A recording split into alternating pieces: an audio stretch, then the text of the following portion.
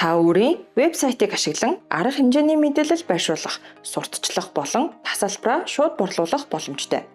Арга хэмжээ шинээр үүсгэхдээ админ дашбордын арга хэмжээ цэцгийг сонгоно. Баруун дээд буланд байрлах арга хэмжээ нэмэх ногоон товч дээр дарна.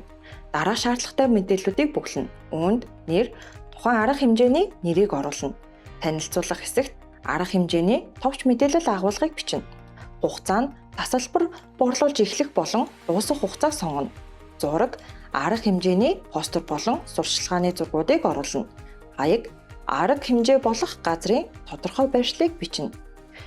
Бичлэг хэсэгт YouTube дээр байршуулсан танилцуулгын бичлэгийн холбоос линкийг оруулах боломжтой. Мэдээллийг гүйцэд бөглөөд хадгалах гэсэн ногоон товч дээр дарна. Тасалбар үүсгэх болон холбохдоо админ дашбордын бүтээгдэхүүн цэцгийг сонгоно. Баруун дээд буланд байрлах бүтээгдэхүүн нэмэх гэсэн ногоон товч дээр дарна. Бүтээгдэхүүний төлөв хэсгээс тасалбар гэсэн тохиргоог идэвхжүүлнэ. Тасалбарын нэр, нэгжүүн болон тоо ширхгийг нь бичнэ. Тасалбарын харьяалагдах арга хэмжээг цэснээс сонгоно. Мэдээллийг бүрэн шалгаад баруун дээд буланд байрлах хадгалах товчийг дарна.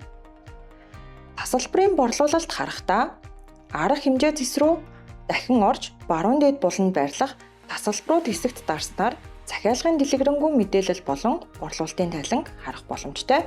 Танд амжилт хүсье.